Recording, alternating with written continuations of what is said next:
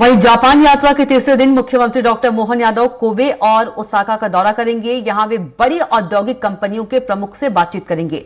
इससे पहले बुधवार को सीएम ने एक कार्यक्रम में फ्रेंड्स ऑफ एमपी से संवाद किया। उन्होंने कहा, सगे संबंधियों के बिना कोई भी काम अधूरा रहता है। जो लोग यहां रह रहे हैं वे हमारे सगे संबंधी हैं।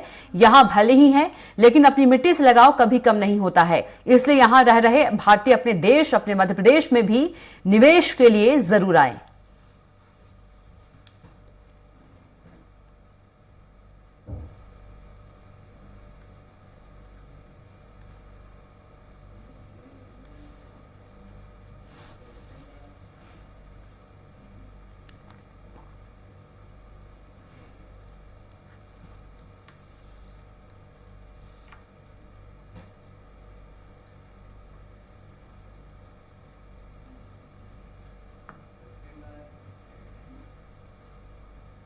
मुख्यमंत्री डॉक्टर मोहन यादव ने कोबे हयोगो जापान के इंडिया क्लब में गांधी प्रतिमा पर पुष्पांजलि अर्पित की।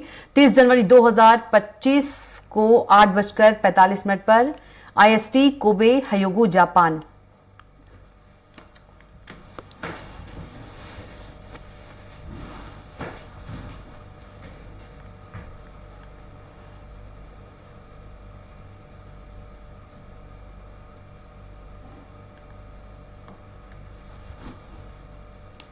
साथ में ले लेंगे।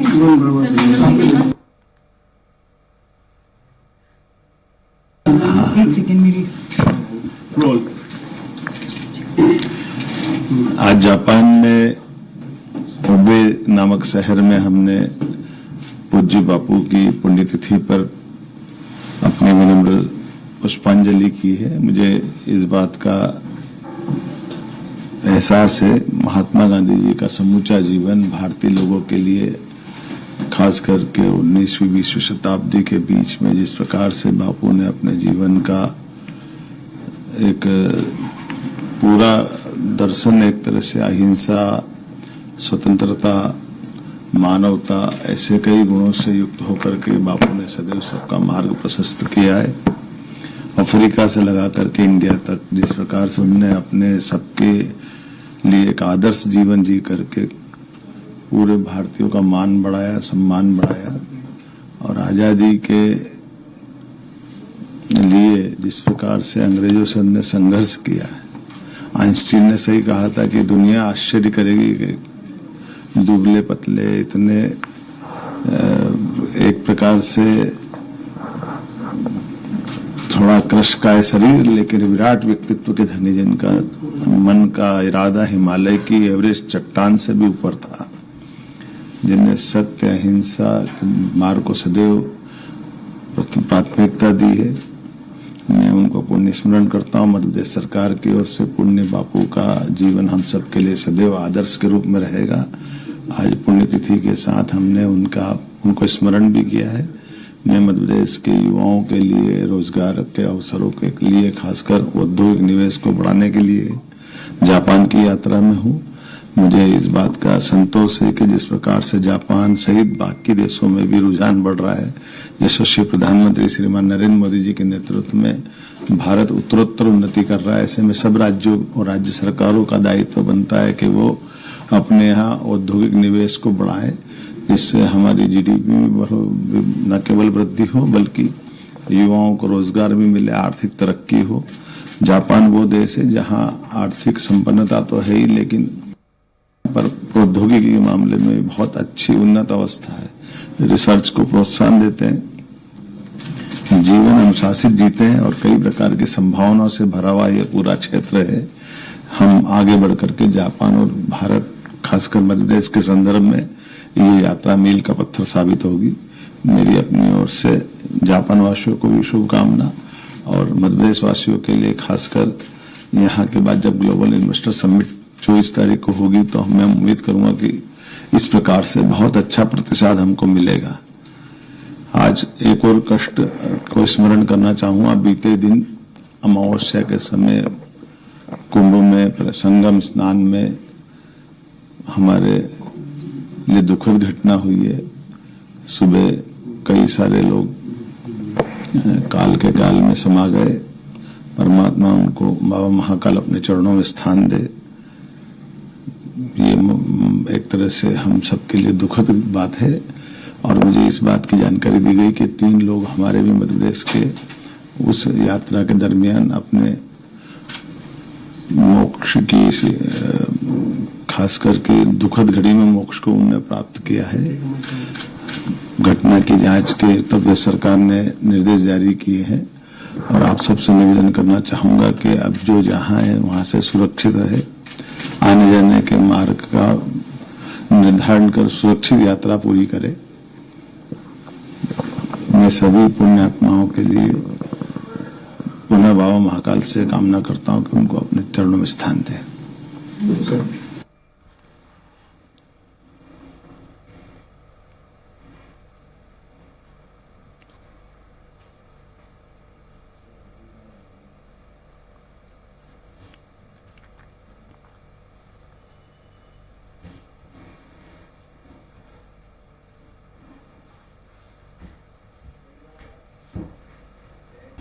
चलिए आपको सीधे अब जापान लिए चलते हैं। जापान के ओसाका में मुख्यमंत्री डॉक्टर मोहन यादव की गरिमामयी उपस्थिति में मध्य प्रदेश में निवेश की संभावनाओं पर संवाद सत्र का आयोजन किया जा रहा है। チャンネルにしていただいてお聞きいただきたいと思います。 आप अदृश्य होकर बोल रही हैं। मैं आज के इस बहुत विशिष्ट कार्यक्रम में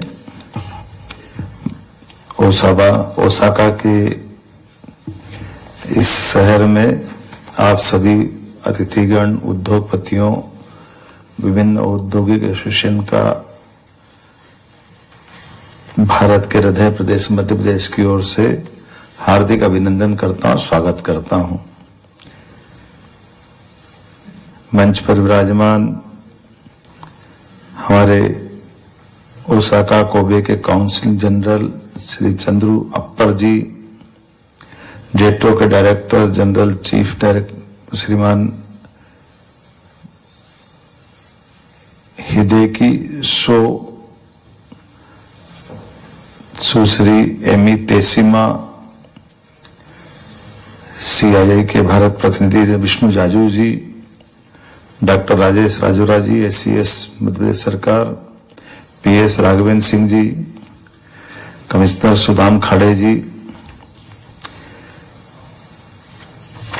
आज आपके साथ संवाद करने का मौका मिला है। जापान अपनी कर्मठता, कर्मशीलता और कर्तव्य निष्ठा के लिए जाना जाता है। जापान के लोगों से न केवल उनके काम की गुणवत्ता बल्कि जीवन जीने की मस्ती भी सीख सकते हैं और जीवन के प्रति आस्था का प्रतीक भी ही जापान, जिसको वरदान मिला सूर्य देवता से। होंगे 200 से ज्यादा देश दुनिया में, लेकिन एक देश ऐसा जहां सूर्य से आंखें मिला के आंखें खुलती है, वो जापान है। हमें इस बात का गर्व है।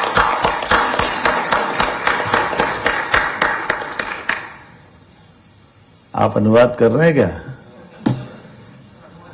चल रहा है, मेरे को पता नहीं चल रहा ना, इसलिए मेरे को लगा कि क्या वैसे तो फिल्मी गाने बहुत अच्छे हैं, बहुत सारी जगह बहुत सारे दोहराए जा सकते हैं, लेकिन एक गाने की पंक्ति बहुत बढ़िया है, अपने लिए जिए तो क्या जिए, तो जी ए दिल जमाने के लिए। हमारे लिए ये गाने की पंक्ति से सूर्य देवता को भी नमन होता है, जो स्वयं प्रकाश देते हैं, अपने स्वयं के लिए नहीं, उनसे संसार की सृष्टि चलती है, सबको जीवन मिलता है। और ये जापान वो देश है और भारत भी वही देश है जो दोनों में अपनी जीवन सृष्टि में अपना आधार किसी को मानता है तो सूर्य देवता को मानता है, जिनके माध्यम से हम अपना जीवन पाते हैं। ये हमारा सौभाग्य है।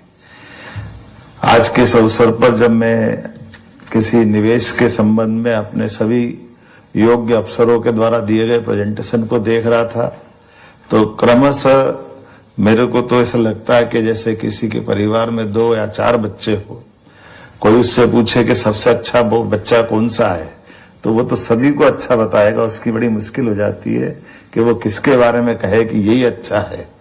इतने प्रकार से अलग अलग तरह से हमारे प्रदेश के विभागों के द्वारा लोगों को निवेश करने के लिए, मध्य प्रदेश से जुड़ने के लिए, हमारे सभी प्रकार के संसाधनों के दोहन के लिए जो अवसर उपलब्ध कराए गए, उसके माध्यम से हम निश्चित रूप से कह सकते हैं कि हम अपने उद्योगपति की उस भावना के लिए मौका देने आए हैं जो किसी के जीवन के खुद के लिए तो 2 रोटी खाना है, उसको करना क्या है, लेकिन वो अपने काम से, अपने कर्तव्य भावना से, अपने बिजनेस से कई सारे लोगों की जिंदगी के कष्ट मिटा सकते हैं। ये सौभाग्य हमारे उद्योगपति को मिलता है। मुझे इस बात की प्रसन्नता है।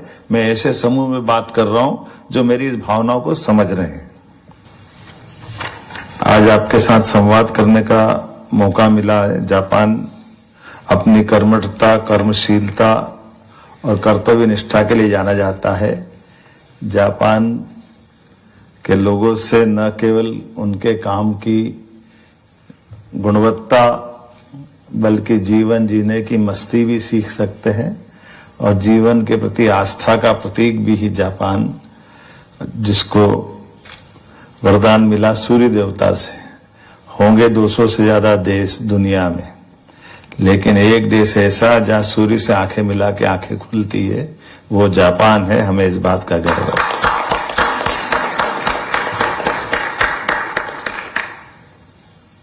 आप अनुवाद कर रहे हैं क्या? चल रहा है, मेरे को पता नहीं चल रहा ना, इसलिए मेरे को लगा कि क्या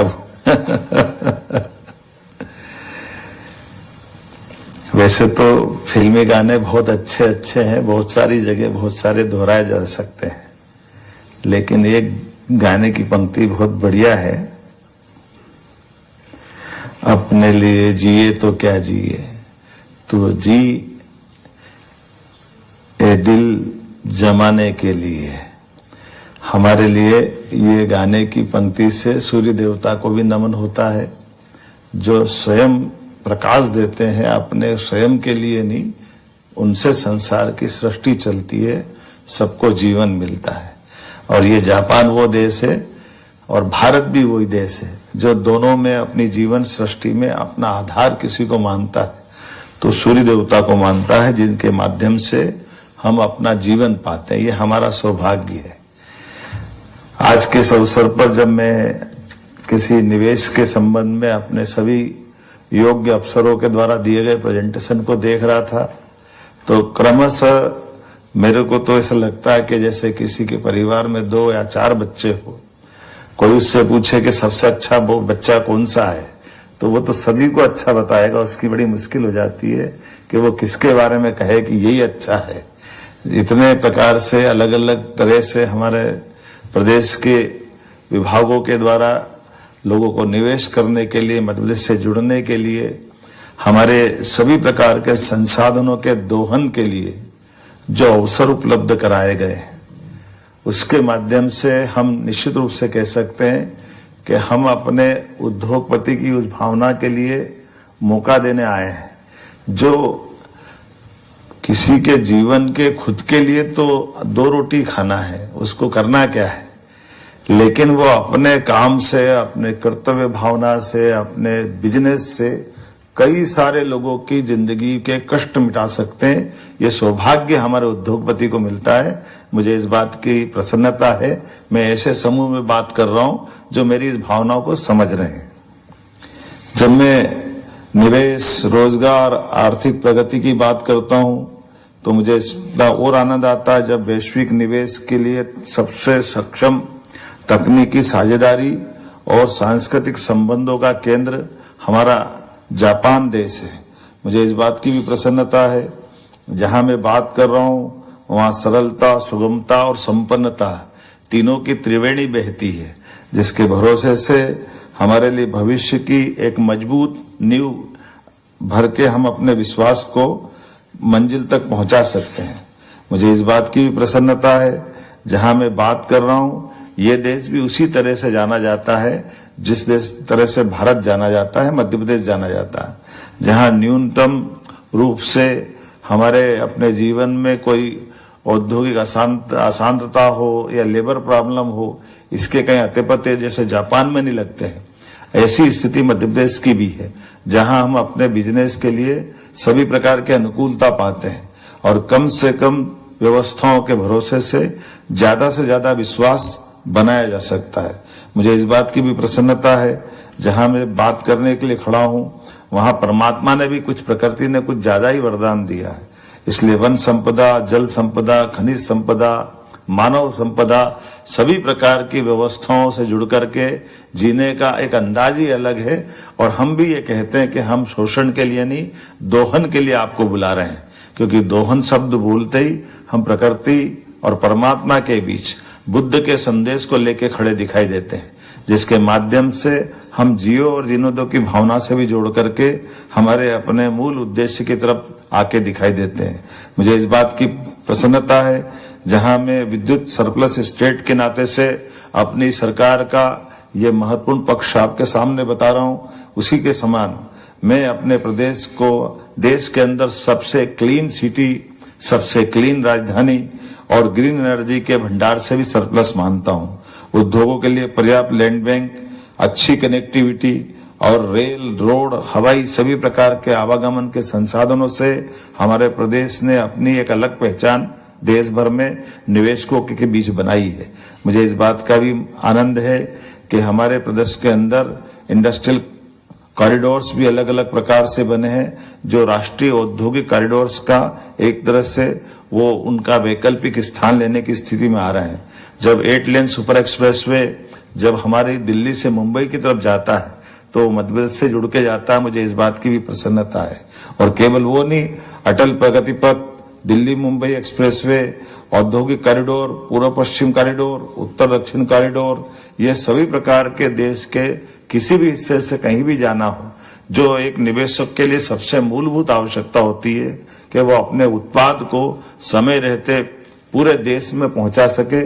मुझे इस बात की प्रसन्नता है, मध्य प्रदेश की वो धरती है जो न केवल हमारे देश बल्कि देश से बाहर जाने के लिए भी समुद्री मार्गों पर और देश के साथ लगे हुए कई और देशों की तरफ भी भौगोलिक रूप से जुड़ने के लिए वो तत्पर होते हैं। मुझे इस बात की भी प्रसन्नता है, हमारे प्रदेश के अंदर 300 से अधिक औद्योगिक पार्क हैं और औद्योगिक पार्क में भी सभी प्रकार की व्यवस्था है, जैसे food parks, IT parks, spice parks, plastic parks, medical device park, solar equipment park, footwear park, EV park, IT park, pharma park, textile park, garments units के park, plug and play zone, semiconductor park. अभी और कोई बचा हो तो आप बताना, वो भी हम डालने के लिए तैयार है, हमको कोई तकलीफ नहीं है। जब मैं निवेश, रोजगार, आर्थिक प्रगति की बात करता हूं तो मुझे इसका और आनंद आता है जब वैश्विक निवेश के लिए सबसे सक्षम तकनीकी साझेदारी और सांस्कृतिक संबंधों का केंद्र हमारा जापान देश है। मुझे इस बात की भी प्रसन्नता है, जहां मैं बात कर रहा हूं वहां सरलता, सुगमता और संपन्नता तीनों की त्रिवेणी बहती है, जिसके भरोसे से हमारे लिए भविष्य की एक मजबूत नींव भर के हम अपने विश्वास को मंजिल तक पहुंचा सकते हैं। मुझे इस बात की भी प्रसन्नता है, जहां मैं बात कर रहा हूं ये देश भी उसी तरह से जाना जाता है जिस तरह से भारत जाना जाता है, मध्य प्रदेश जाना जाता है, जहां न्यूनतम रूप से हमारे अपने जीवन में कोई औद्योगिक अशांतता हो या लेबर प्रॉब्लम हो, इसके कहीं अते पते जैसे जापान में नहीं लगते हैं। ऐसी स्थिति मध्य प्रदेश की भी है, जहां हम अपने बिजनेस के लिए सभी प्रकार के अनुकूलता पाते हैं और कम से कम व्यवस्थाओं के भरोसे से ज्यादा विश्वास बनाया जा सकता है। मुझे इस बात की भी प्रसन्नता है, जहां मैं बात करने के लिए खड़ा हूं, वहां परमात्मा ने भी प्रकृति ने कुछ ज्यादा ही वरदान दिया है। इसलिए वन संपदा, जल संपदा, खनिज संपदा, मानव संपदा, सभी प्रकार की व्यवस्थाओं से जुड़ करके जीने का एक अंदाज ही अलग है। और हम भी ये कहते हैं कि हम शोषण के लिए नहीं, दोहन के लिए आपको बुला रहे हैं, क्योंकि दोहन शब्द बोलते ही हम प्रकृति और परमात्मा के बीच बुद्ध के संदेश को लेके खड़े दिखाई देते हैं, जिसके माध्यम से हम जियो और जीने दो की भावना से भी जोड़ करके हमारे अपने मूल उद्देश्य की तरफ आके दिखाई देते हैं।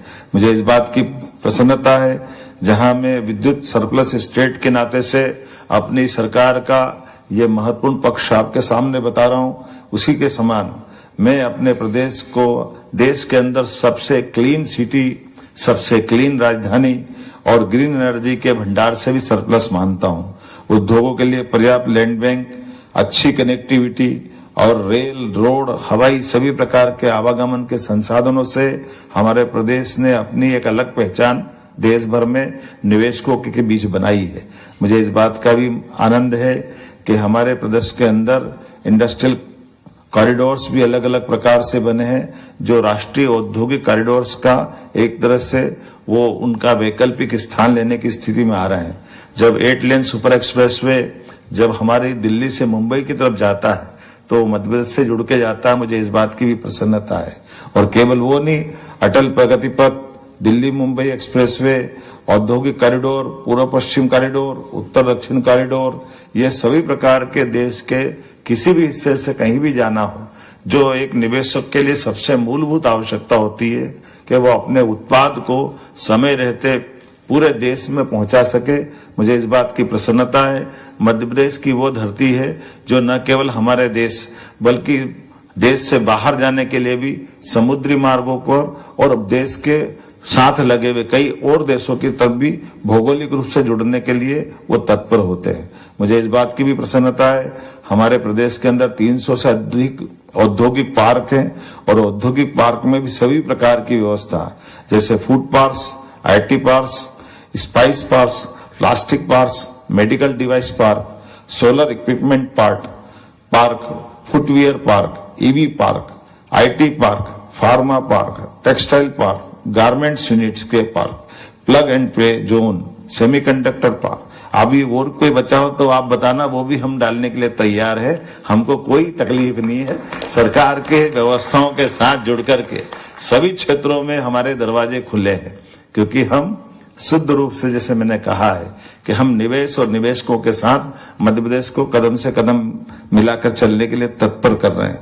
मुझे इस बात की भी प्रसन्नता है, जब मजबूत आधारभूत संरचना की बात हो तो औद्योगिक नीतियां भी स्पष्ट होना चाहिए, और औद्योगिक नीतियां स्पष्ट होने के साथ साथ हमारी प्रगतिशीलता भी दिखाई देना चाहिए।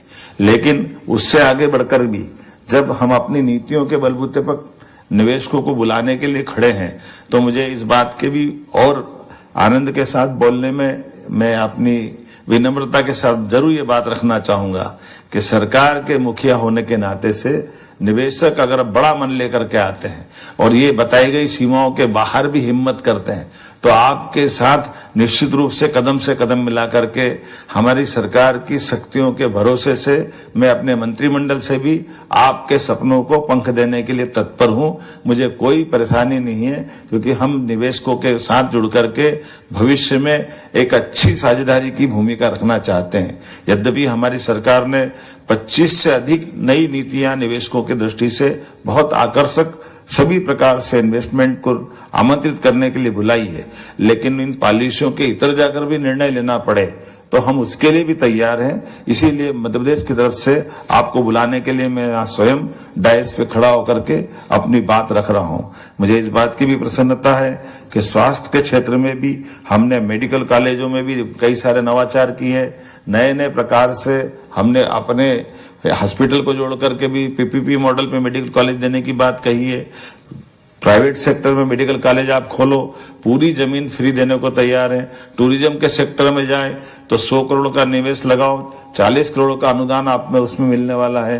एक रेडीमेड गारमेंट्स और ऐसे रोजगार परक तो इतने अच्छे हमारे आकर्षक प्रस्ताव है कि उसमें लगता है कि हमारे द्वारा केवल आपको आमंत्रित करने के लिए बुलाया जा रहा है, क्योंकि कोई ऐसी पॉलिसी में कोई देश या प्रदेश ऐसा ऑफर नहीं देगा कि जब आपको बुला करके आपकी लागत जितनी लग रही है उसका 200% हम देने को तैयार है। आपकी तो लागत लग रही मान लो 25%, लेकिन 200% का निवेश अगर जो हम लौटाने के लिए तैयार है, इसका मतलब है कि हमारी भावना बहुत शुद्ध है और हम आपके साथ कुल मिलाकर के आप और आपके माध्यम से जिनके जिनके हमारे राज्य से संबंध जुड़ेंगे उन सबके साथ हम साफ सुथरा लेकिन रोजगार परक इंडस्ट्री पे काम करना चाहते हैं। मुझे इस बात की प्रसन्नता है कि आज जब मैं महात्मा गांधी जी की पुण्यतिथि पर अगर आपसे बात कर रहा हूं तो हम अपने भगवान के उस आशीर्वाद के साथ साथ बापू के राम राज्य की कल्पना को भी साकार करने के लिए आपके बीच में आए हुए हैं।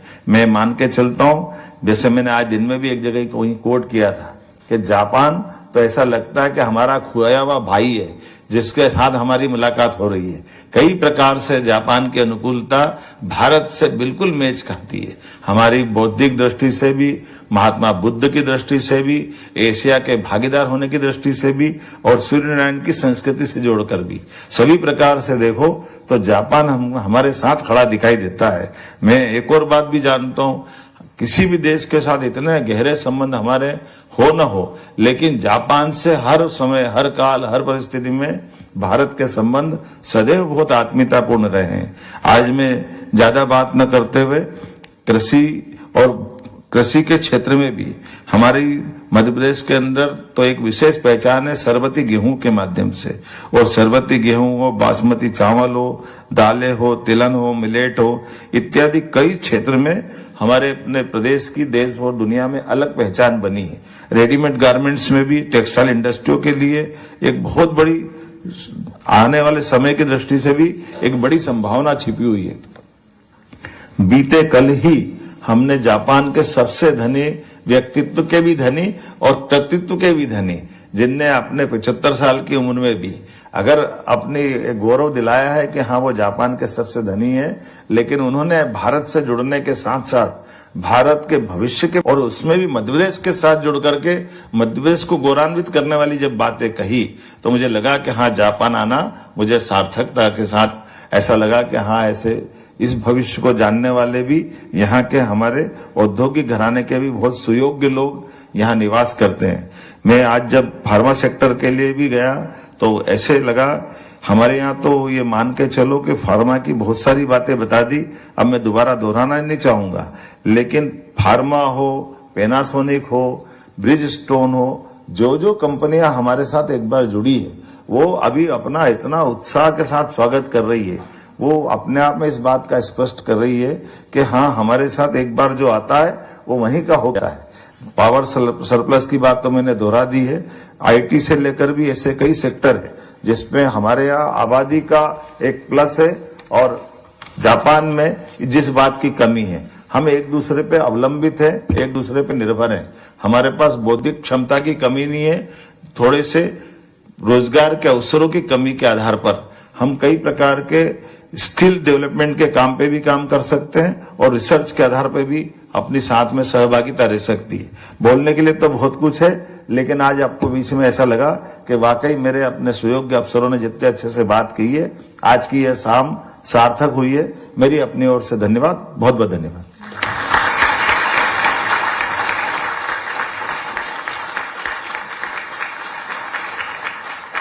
बहुत बहुत धन्यवाद मुख्यमंत्री जी, आपकी बात को मैंने ठीक से जापानी में बोल दिया है सभी को।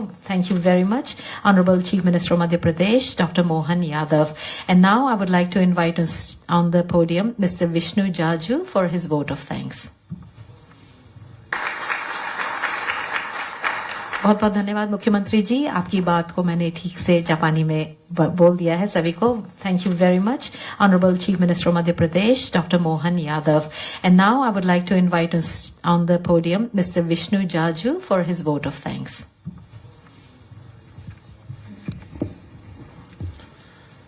Dr. Mohan Yadav, Honorable Chief Minister of Madhya Pradesh, Mr. Chandru Appar, Consul General of India, Osaka, Kobe, dignitaries on the dais and off the dais, ladies and gentlemen, good evening. On behalf of Confederation of Indian Industry and Government of Madhya Pradesh, I sincerely thank you for joining us today for this important occasion. This event serves as a key platform to highlight investment opportunities in Madhya Pradesh and to extend a warm invitation to the Global Investor Summit, which is happening in Bhopal on 24th and 25th of February this month. It underscores the deep and growing ties between India and Japan while showcasing Madhya Pradesh's vast potential as a business and innovation hub. We are especially grateful to the Consul General of India, Osaka Kobe, for his invaluable leadership and support in making this event a success. Our sincere appreciation goes to Japan External Trade Organization